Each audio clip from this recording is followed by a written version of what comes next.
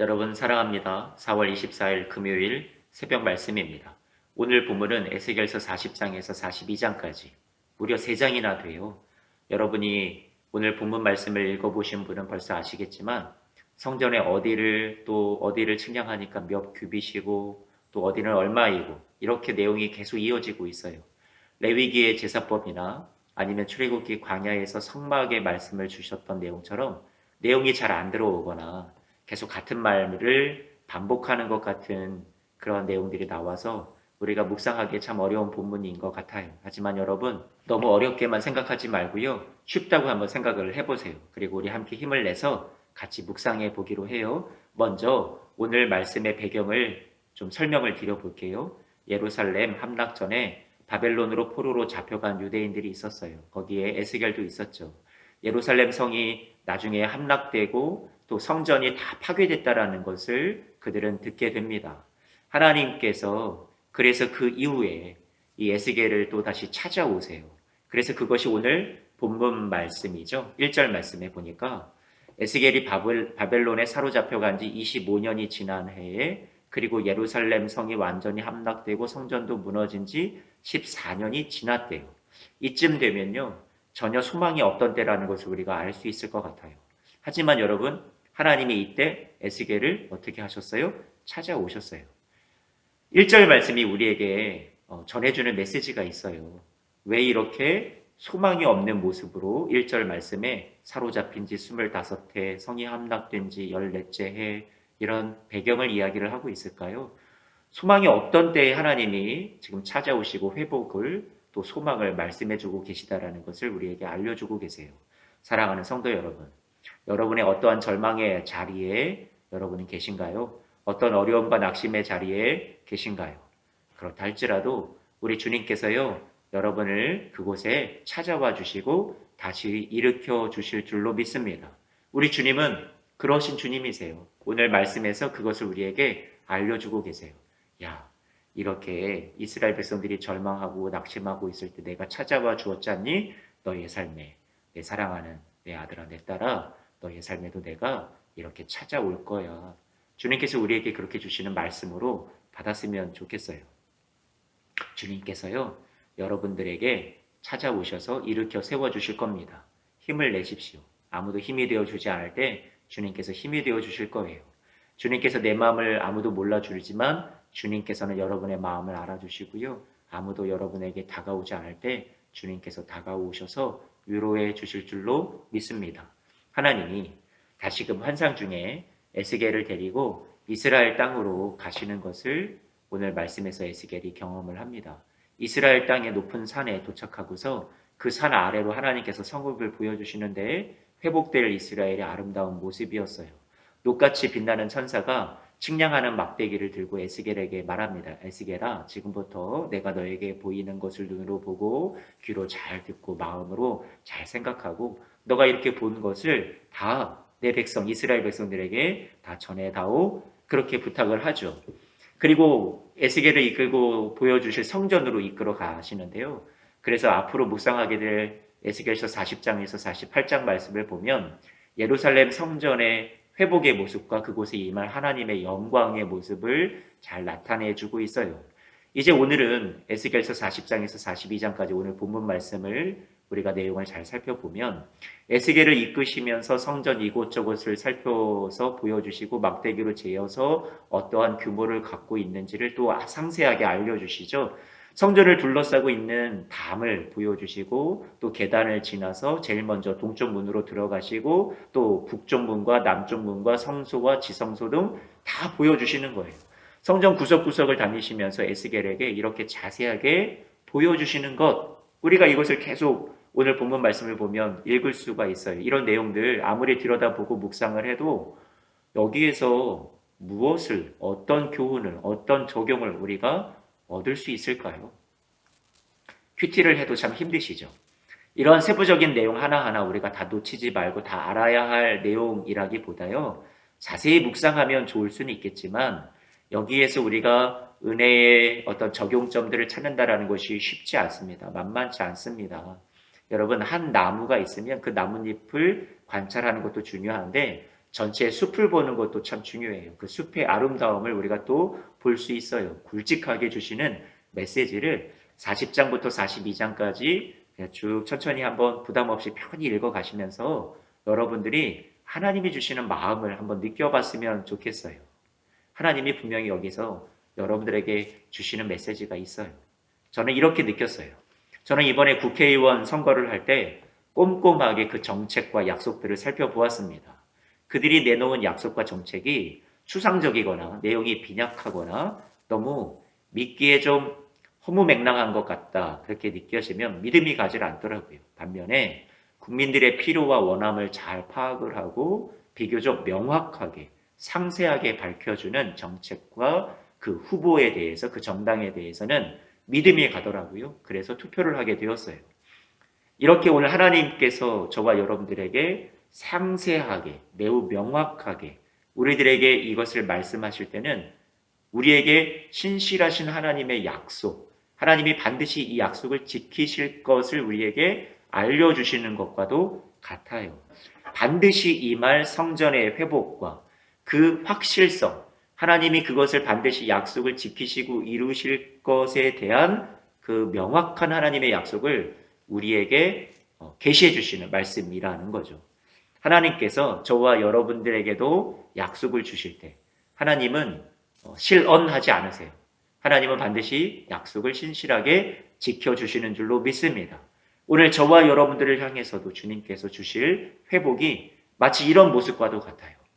주님께서 주시는 우리에게 주시는 회복과 우리에게 합력하여 선을 이루어 주시는 모습은 정확한 하나님의 그 디자인한 하나님이 완성하실 그 모습 그대로 여러분들의 삶에 이루어지고야 말 거예요.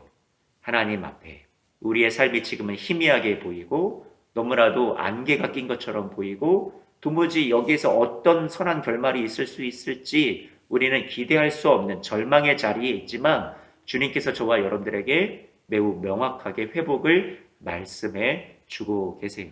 그 신실하신 주님을 믿음의 눈으로 우리가 바라보시는 저와 여러분들이 되셨으면 좋겠습니다. 그리고 또 성전 회복을 구체적으로 알려주시는 이러한 말씀에서 깨닫는 또 다른 메시지는요. 포로로 잡혀간 지 25년, 예루살렘 성전이 무너진 지 14년, 예루살렘 성읍도 함락된 지 이렇게 시간이 지났는데 아무런 기대도 소망이 없던 때에 생각을 해보세요. 그곳 예루살렘이라는 곳은 황무지잖아요. 황폐해진 곳이잖아요. 캄캄한 곳이에요. 절망이 가득한 곳이었어요. 그런데 오늘 말씀은 그 황폐해진 땅에서 하나님이 무엇을 하고 계세요? 일하고 계시다라는 거예요. 모두가 절망이라고 생각하는 그 환경 속에 하나님은 어떻게 하시는 거예요? 새 일을 행하고 준비하고 계세요. 예비하고 계시다라는 거예요. 하나님의 일꾼인 천사를 시켜서 막대를 들고 이곳저곳 성전을 측량시키면서 그곳을 회복을 주시고 그것을 소망을 주실 것을 하나님이 알게 하십니다. 일하고 계시는 거예요. 그곳에 하나님도 함께하고 계세요. 누구를 위한 일이요? 당신의 사랑하는 백성들을 위한 일이요.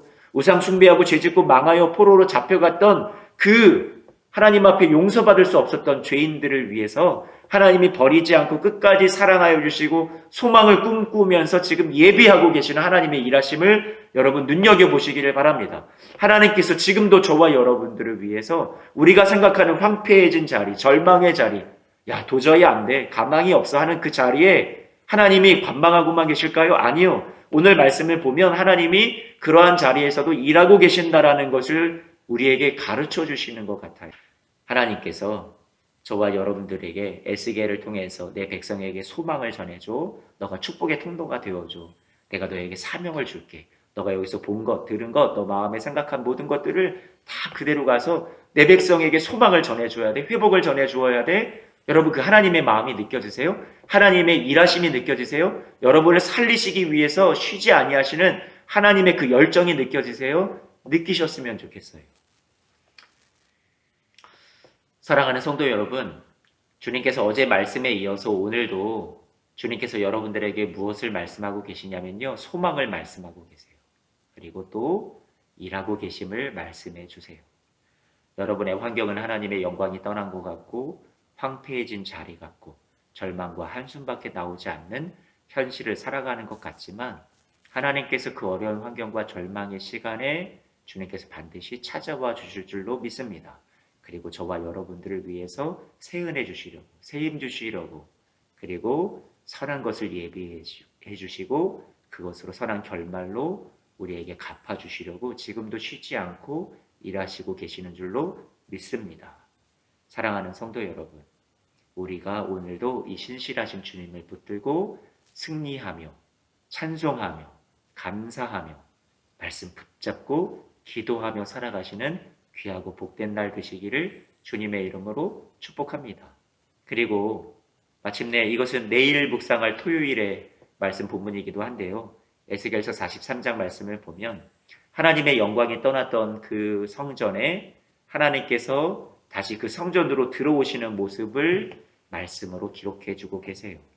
하나님의 영광이 성전에 가득하고 회복된 것처럼 저와 여러분의 삶에 또 가정에도 여러분의 자녀에게 여러분의 재정과 건강과 직장과 사업 또 여러분들이 두려워하는 그 미래에 하나님의 영광이 가득 임하시기를 축복합니다. 여러분의 가정에 또 우리 교회 공동체에 하나님의 영광이 성전 가득 임하시기를 축복합니다.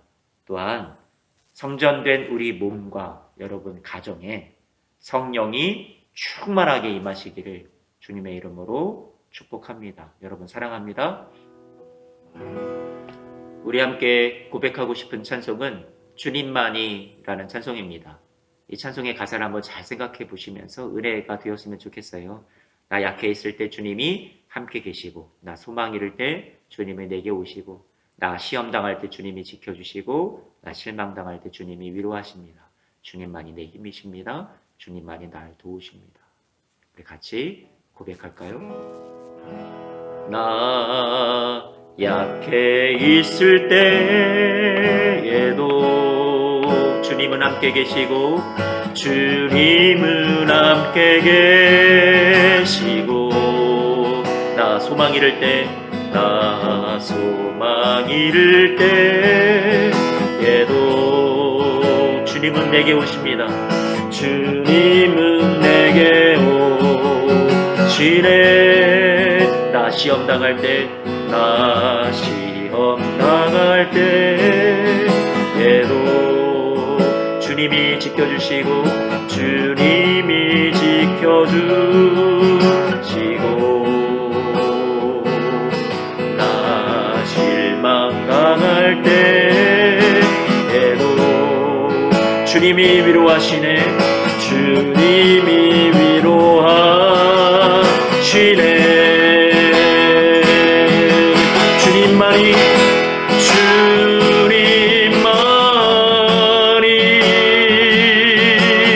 내 힘이십니다. 내 힘이시며 오 주님만이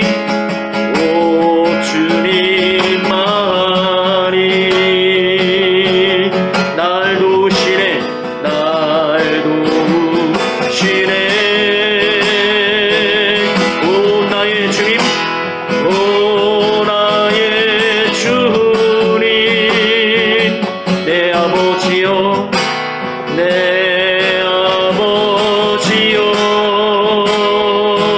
오 나의 주님 오 나의 주님 내 사랑이여 내 사랑이여 우리 한 번 더 고백할까요? 주님만이 내 힘이십니다.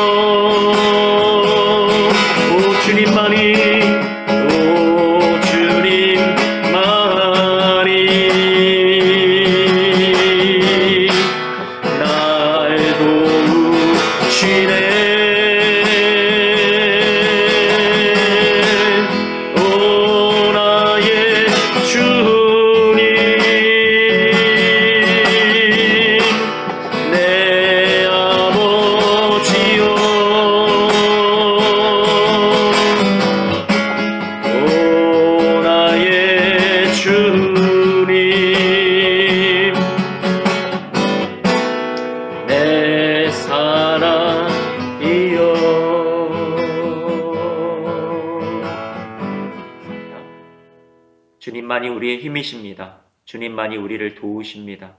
주님만이 우리의 사랑이십니다. 우리를 위하여서 절망 가운데 황폐해진 자리에 찾아오시고 일하여 주시는 주님, 그리고 우리에게 소망과 회복을 약속하여 주시는 주님, 그 신실하신 주님을 붙잡고 오늘도 우리의 삶이 안개가 끼고 희미해 보이지만 그 주님만은 분명히 우리를 사랑하시고 지금도 쉬지 않고 우리를 위해서 일하고 계시는 사랑 많은 주님이라는 것을 우리가 알 때에 오늘도 이겨내게 하시고 오늘도 찬송하게 하시고 오늘도 믿음으로 하나님의 말씀 단단히 붙잡고 기도하며 살아갈 수 있는 우리 사랑하는 성도님들의 삶이 되게 하여 주옵소서. 예수님의 이름으로 기도하옵나이다. 아멘.